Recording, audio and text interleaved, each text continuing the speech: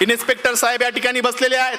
साहेब, AC मध्ये बसणारी पोरं दंगलीमध्ये आज जात नाहीत, जातात तुमची आमची लेकरं, तुमची आमची भाऊ. म्हणून ही कविता, तिचं नाव चल दंगल समजून घेऊ.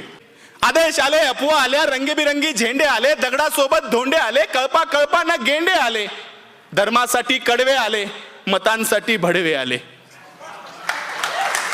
दंगल पेटली, घरं पेटले, दंगल पेटली, घरं पेटले, हलक्या मेंदूचे पेटून उठले, गाड्या तुटल्या, काचा फुटल्या, यात माणसांचं मरण झालं, ब्रेकिंग न्यूजला कारण झालं, पत्रकार घटनेच्या खोलात गेले, घटनास्थळीचे जेलात गेले.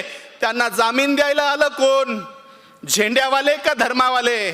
आले माय बाप आणि भाऊ. चल दंगल समजून घेऊ, खरं खोटं तपासून पाहू. की हे जे काल झालं, हे जे काल झालं त्यात फक्त गरिबाचं हाल झालं. हे जे काल झालं त्यात फक्त गरिबाचं हाल झालं. पोलिसांना उडकली, त्यात सगळी पोरं अडकली. मग दाखल केस, दाखल शिक्षा, मग कशाची शाळा न कशाची परीक्षा. मग पोलीस स्टेशनात गाड्या आला, दंगल पेटवणारा भाड्या आला, त्यांची आपापसात मीटिंग झाली, आतल्या आत सेटिंग झाली, पैशानं कोंडी फुटली, पुढाऱ्यांची पोरं सुटली. असं सगळं घडतं दंगलीच्या भोवताल, असं सगळं घडतं दंगलीच्या भोवताल. पेटवणाऱ्याची सुटतात, बाकी भाकरीसाठी मवताल.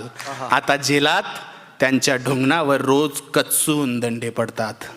दादा हो, एकदा जाताना साहेबाला विचारा, कोलम कसा असतो, 3rd डिग्री कसा असतो.